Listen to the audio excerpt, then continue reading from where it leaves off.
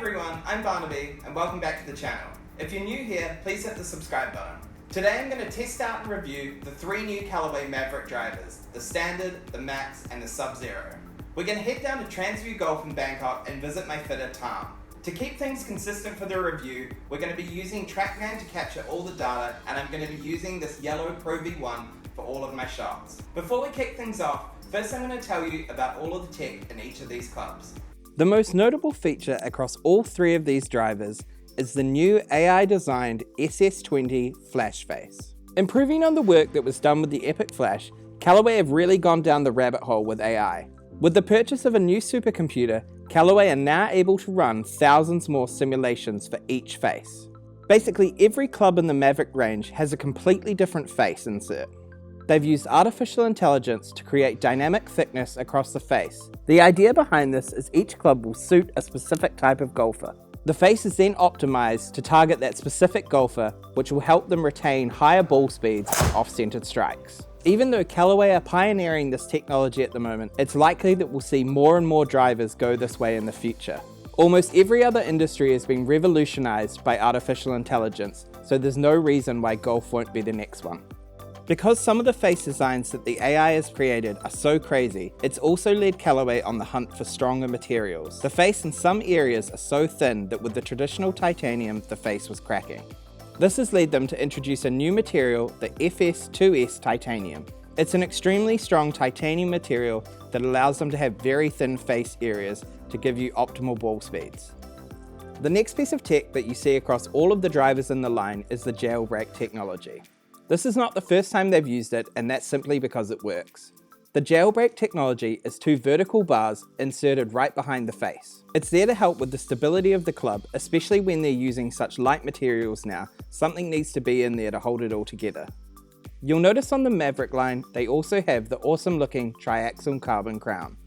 The super light carbon crown is all about redistributing weight for where you need it most. This allows the engineers to raise the MOI of the club. The final similarity that these clubs share is the sound.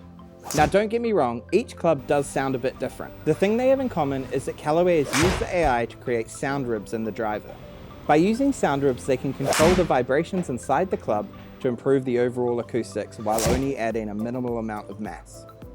This leads on to shape, which is a great point to jump off into the differences between the clubs. The flagship Standard Mavrik has a new Cyclone Aero shape. It's quite drastic compared to anything I've ever seen in a driver before, with the back end of the club sitting very high off the ground. It's not off-putting at all, and it's not something you can actually see at a dress.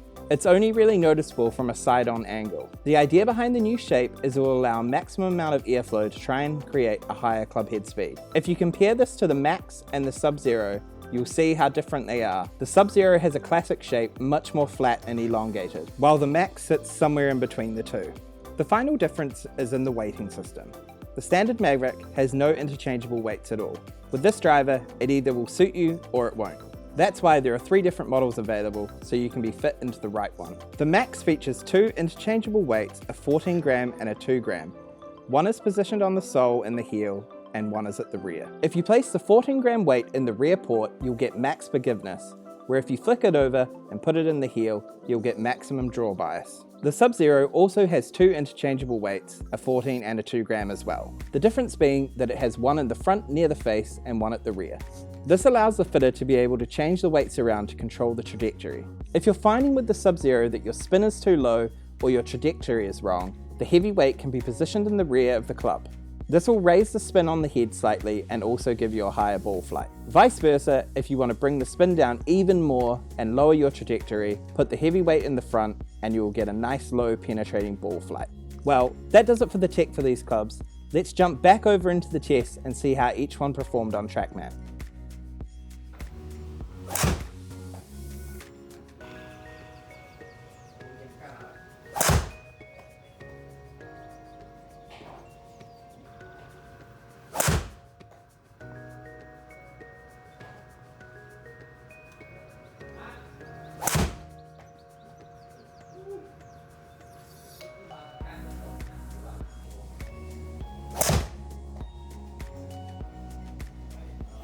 Okay, so first up we have the results from the Mavrik Max. I had a launch angle of 15.8 degrees, club head speed of 99 miles per hour, my ball speed came in at 133 miles per hour, spinning at 2,868 revs. My smash factor wasn't great with this club at 1.35, and I also had quite a steep attack angle with negative 0.34. Overall, I managed to get 215 yards of carry distance, which came in for a total of 236 yards. Going into this review, I really thought the Max was going to be the club that suited me the most. If you've seen any of my other reviews, or even just by looking at the starter, you can probably tell that this just definitely isn't the club for me.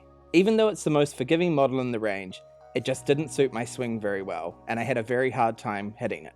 Compared to the other two models as well, I didn't find the sound for this one to be as pleasing, but that could have been something to do with how I was hitting it. Overall, the Mavrik Max just wasn't the feel I was looking for out of the three clubs. Next up, let's take a look at the shots I hit with the Mavrik Sub-Zero.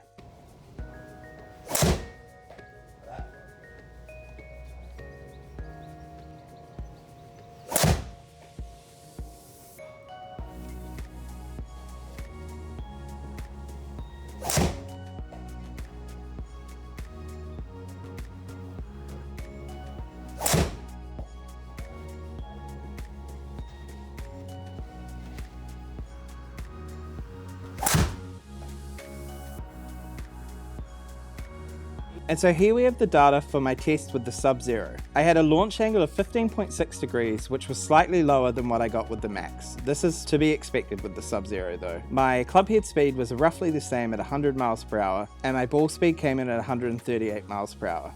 Spin was almost exactly the same within 6 revs, coming in at 2,860 RPM. This totally shocked me. I don't think this is a reflection of the Sub-Zero being too high, but rather the Max just not suiting me and having very low spin. Even though these numbers are not necessarily considered low spin, for me, this is a very low spinning driver. I had a slightly better smash factor as well with the Sub-Zero, and less of a negative attack angle. In the end, this gained me 11 more yards of carry and also in total distance. My impressions of the Sub-Zero were a lot better. It had a much better sound, it was probably one of the better sounding drivers I've ever heard. I also just felt that the Sub-Zero was a lot more solid. The other thing that came across to me as well is this isn't a scary club. I've seen a lot of reviews online of people warning you off the Sub-Zero, and I just think that's totally unwarranted. If it suits your swing, definitely have a go. If you try it out for yourself and it suits your swing, there's no need to be frightened of this club. At the end of the day, it's just a driver. I also didn't find any erratic low spinning shots coming out of the Sub-Zero, which some people have claimed, and I also found it to be pretty straight. I would go so far to say as this is a club I'd probably slice the least. Okay, and so now the one you've probably all been waiting for, let's have a look at the shots from the standard Mavrik.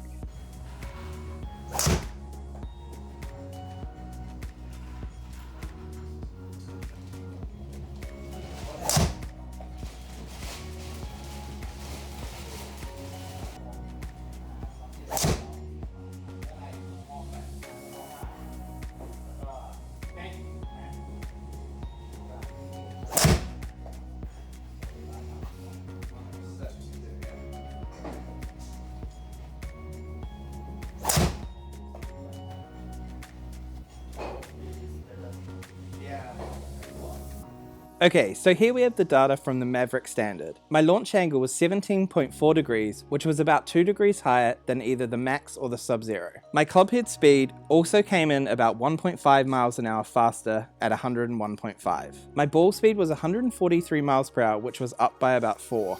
Spin came in at 3,114 revs, which was up about 300. This is pretty much what you'd expect for the Standard compared to the Sub-Zero. The Max was just a complete outlier for me. Factor was way better at 1.4. Now, I know this is not a great smash factor by any means, but for me this was pretty awesome. You can see my attack angle was actually positive with the Max as well, coming in at 1.22. Obviously, creating better launch conditions with the club has led to an increase in both carry and total distance. The carry came in at 234 yards. This was up 8 yards over the Sub-Zero and 19 yards over the Max. My total distance came in 250 yards, which was 3 yards up over the Sub-Zero and 14 yards up over the Max. The Standard Mavrik was the clear winner for me, and I'm so happy about this. As I said earlier, I totally went in expecting that it would be the Mavrik Max, and I didn't think the Sub-Zero would even be a contender. It just goes to show how wrong you can be with your preconceived ideas. The Standard Mavrik sounded fantastic, and the new Cyclone Aero shape definitely works. Whatever they're doing with that supercomputer is on the right track. The thing that really stood out to me about this driver is it feels fast. When you're swinging the club, the confidence you get from knowing what technology is inside it really helps deliver the thing fast. And hitting the center of the club face feels so solid and sounds amazing. You might not get the same results as me, but I'd highly recommend you try out these 3 drivers. There's definitely something for everyone. I hope you've enjoyed this review and found the information useful. Soon I'm going to be putting out my Mavrik fairway wood review as well. So make sure you hit the subscribe button, give this video a like, and we'll see you next time. Thanks for watching.